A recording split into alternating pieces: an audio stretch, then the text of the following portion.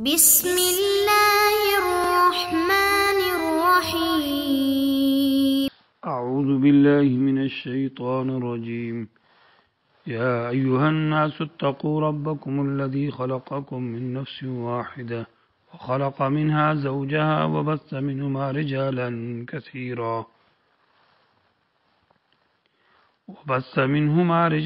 كثيرا ونساء واتقوا الله الذي تساءلون به والأرحام ان اللہ کان علیکم رقیبا. عزیز طلبہ اکرام، سبق نمبر 285 سورہ نساء مدنی صورت ہے. سورہ آل عمران کے بعد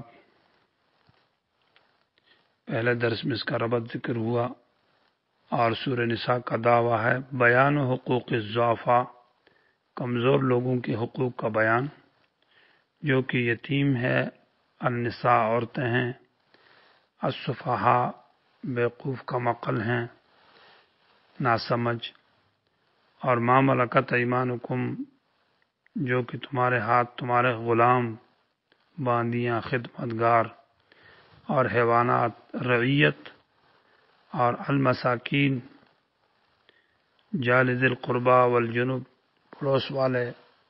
یہ مختلف قسم کے لوگ جو ہے یہ کمزور ہے، ان کے حقوق کا بیان ہے، اور صورت میں دفع المظالم ہے. اور پھر مظالم فیما بین الناس، لوگوں کے درمیان میں جن مظالم پر تردید ہے اس کے لیے ماخذ ہے پہلی آیت اتقوا ربکم، اپنے رب سے ڈرو، ایک دوسروں پر ظلم نہ کرو، اس لیے کہ تم ایک نفس آدم سے پیدا ہو، گویا کہ آپس میں بہن بھائی ہو، اور ایک دوسروں کے حقوق مت دباؤ، ایک دوسروں پر ظلم مت کرو. دوسرا یہ کہ ظلم دفع المظالم فیما بین الناس و بین اللہ، اللہ اور مخلوق کے درمیان میں جو حقوق تلفی ہے کہ اللہ کا حق مخلوق کو دینا، اس پر رد ہے، اور اس کے لیے ماخذ اس دعوے کا واتقوا اللہ الذی تساءلون بہ کا لفظ ہے عبارت. تو یہاں لفظ اللہ مناسب ہے اس لیے کہ اللہ کا حقوق بیان ہے کیونکہ اللہ الہ ہے، اور پہلے کے ساتھ لفظ رب مناسب ہے کیونکہ رب نظام پر دلالت کرتا ہے. پھر یہ دعوے جو ہیں پوری صورت کے اندر پھیلا دیے گئے ہیں. تو صورت 3 حصوں پر مشتمل ہے. پہلا حصہ آیت نمبر 1 سے لے کر آیت نمبر 57 تک ہے. دوسرا حصہ آیت نمبر 57 سے 135 تک ہے، اور تیسرا حصہ صورت کے آخر تک ہے. پہلے حصے کے اندر 18 امور اصلاح معاشرہ، یعنی معاشرے کی اور گاؤں کی اصلاح اور تربیت اور امن کے لیے 18 اصول اور قوانین کا بیان ہے، اور اس میں ساتھ ساتھ مظالم کا دفع بھی ہے. دوسرا حصہ جس میں آیت نمبر 57 تا 135 ہے، اس میں 9 امور ذکر ہے، 9 اصول اور قوانین جو کہ رعیت اور راعی کے درمیان ہے، یعنی عوام اور بادشاہ کے درمیان میں مشترک ہے، کچھ اصلاح رعیت کے لیے، کچھ اصلاح راعی یعنی بادشاہ کی اصلاح اور تربیت کے لیے. گویا کہ سیاست مدنیہ کا ذکر ہے. اور تیسرا حصہ صورت کے آخر تک ہے جس کے اندر 3 جماعتوں پر تردید ہے، منافقین، مشرکین، یہود، اہل کتاب کے اوپر. اور اس دوسرے حصے کے اندر گویا کہ 2 قوانین جن کا حاصل نکلے گا، شرعی قوانین اور عسکری نظام کا بیان ہے، یعنی عسکری فوجی نظام.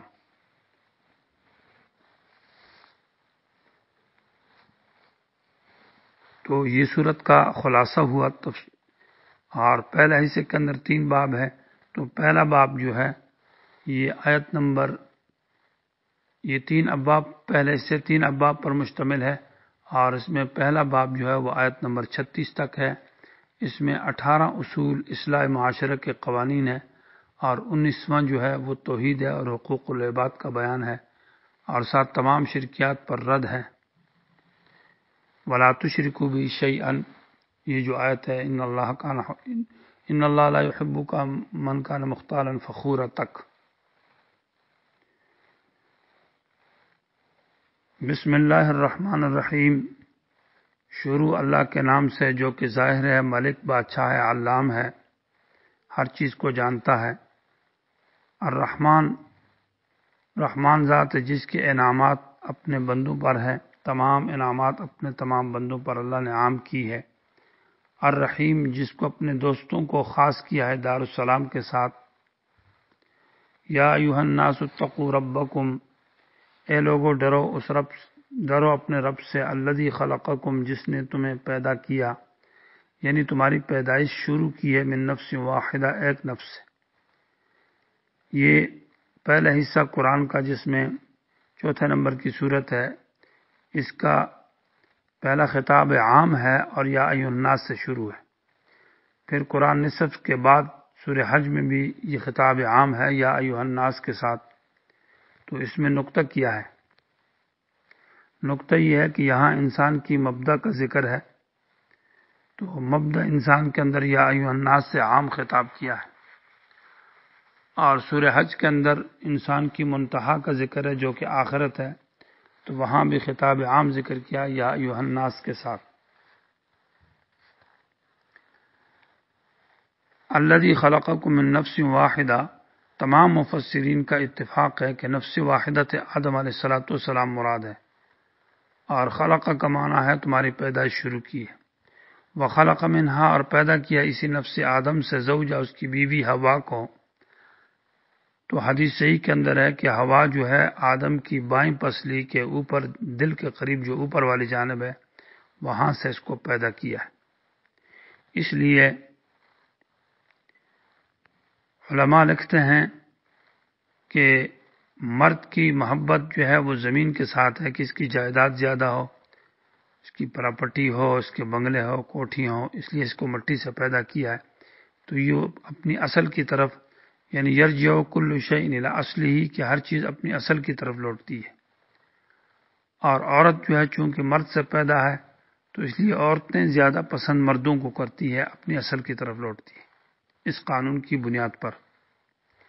وَبَثَّ مِنْهُمَا رِجَالًا كَثِيرًا وَنِسَاءً، اور پھر پھیلا دیا آدم اور حوا سے رجالًا کثیرا، بہت سارے مرد اور عورتیں۔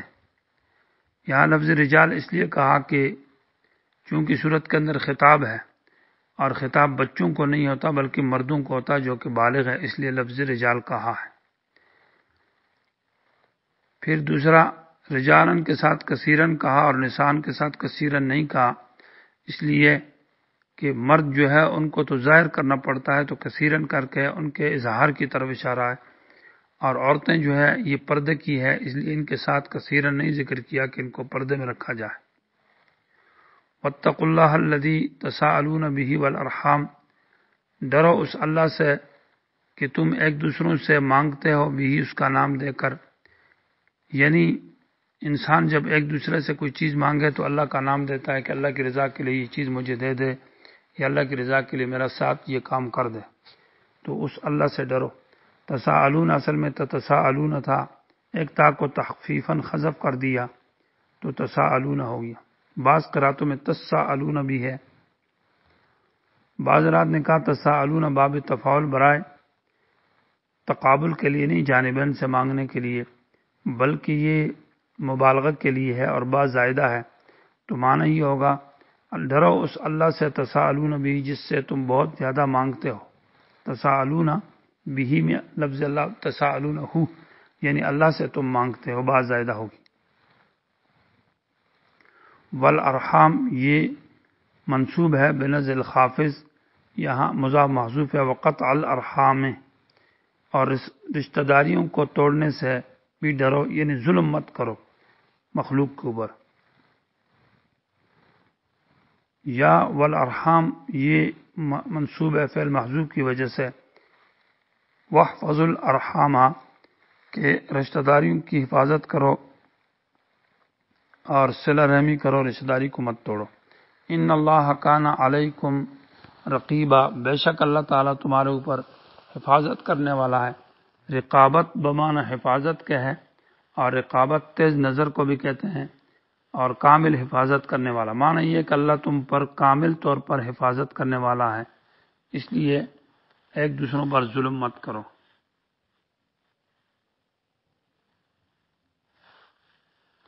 وَآتُوا الْيَتَامَىٰ أَمْوَالَهُمْ وَلَا تَتَبَدَّلُوا الْخَبِيثَ بِالطَّيِّبِ، یہاں سے تفصیلی احکام شروع ہے، گویا کہ خطبے کے بعد اب تفصیلی باب شروع، اور پہلا حکم ہے یتیموں کے مال کی حفاظت۔ حفظ اموال الیتامہ یہ پہلا اصول ہے، اور اس میں دفع المظالم مقصود ہے کہ زمانہ جاہلیت میں بھی اور آج بھی یتیموں پر ظلم ہوتا تھا، یتیموں کی چیز دبا لی جاتی تھی اور ان کا مال کھا لیا جاتا تھا، یا تو ان کو سرے سے دیتے ہی نہیں تھے، یا یہ کہ اپنی اچھی چیز، اپنی جو ہے نا گھٹیا چیز لے ان کو دے دی اور ان سے اعلیٰ چیز لے لیتے تھے، یا یہ کہ ان کے مال کو اپنے مال کے ساتھ اختلاط ملا کر اور اس ہیلے کے ساتھ کھا جاتے تھے۔ تو مختلف مظالم تھے، ان مظالم پر اس آیت کے اندر تردید ہے۔ وَآتُوا الْيَتَامَىٰ دے دو یتیموں کو اموالہم ان کے مال۔ سوال یہ ہے کہ یتیم جب چھوٹا بچہ ہو تو اس کے مال کی تو حفاظت کرنی ہے، اس کے حوالے نہیں کرنا، تو کیا مطلب ہے کہ یتیم کو اس کا مال دے دو؟ بعد میں آیت کے اندر ہے وَلَا تُؤْتُوا السُّفَهَاءَ، اس میں یتیم بھی داخل ہے کہ یتیم بچہ ہے اور ناسمجھ ہے تو اس کو مال مت دے دو۔ تو جواب یہ ہے کہ آتو کا معنی ہے یہ بطور خوراک کے لیے ہے، ضرورت کا خرچہ مراد ہے، پورا مال ان کے حوالے کرنا ہی نہیں ہے، یعنی کھانا پینا اور ان کی جو حسب ضرورت چیزیں ہیں اس کے لیے ان کو مال تھوڑا بہت دیتے جاؤ اور خرچہ ان پر کرو، یا یہ ہے کہ ابتلا کے لیے ان کو مال تھوڑا بہت دیتے جاؤ۔ وَآتُوا الْيَتَامَىٰ أَمْوَالَهُمْ دے دو یتیموں کا ان کا مال، وَلَا تَتَبَدَّلُوا الْخَبِيثَ بِالطَّيِّبِ اور مت لے لو خبیث حرام مال کو بالطیب پاک مال کے بدلے میں۔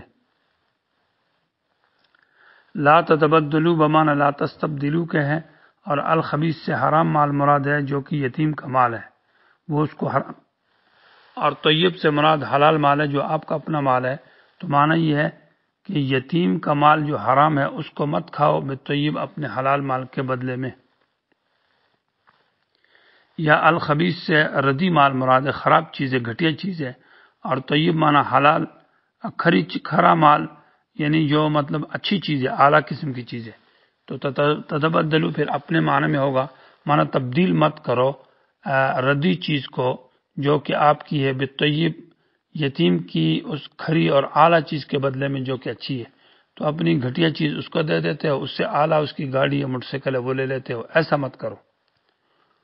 وَلَا تَأْكُلُوا أَمْوَالَهُمْ إِلَىٰ أَمْوَالِكُمْ اور مت کھاؤ ان کے مالوں کو اپنے مالوں کے ساتھ ملا کر۔ الہ بمعنی مع کے ہے، یہ دوبارہ ذکر کیوں کیا؟ حالانکہ پہلے ذکر ہو چکا تھا کہ یتیم کے مال کو مت کھاؤ، تبدیل مت کرو الخبیث بالطیب کے اندر، تو یہ تاکیداً کہا ہے۔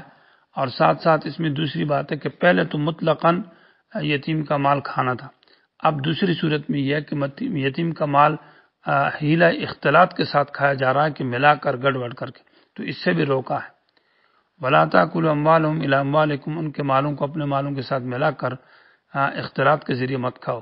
إِنَّهُ كَانَ حُوبًا كَبِيرًا بے شک یتیم کا مال لینا، اس کو ہیلہ اختلاط سے کھانا، کسی ناجائز طریقے سے کھانا، کان حوباً کبیرہ یہ گناہ ہے بہت بڑا۔ اور حوب کہتے ہیں اصل لغت میں، قرطبی رحمہ اللہ نے لکھا ہے کہ وحشت اور نفرت کو کہتے ہیں، زجر کو بھی کہتے ہیں۔ تو معنی یہ کہ یتیم کے مال سے انسان جب کھاتا ہے تو اس سے وحشت اور انسان کو نفرت آتی ہے، کرک ہوتی ہے، اس لیے یہ بری بات ہے، اس کے مال کو مت کھاؤ۔ تو یہ پہلا اصول تھا جس کے اندر حفاظت ہے یتیموں کے مال کی۔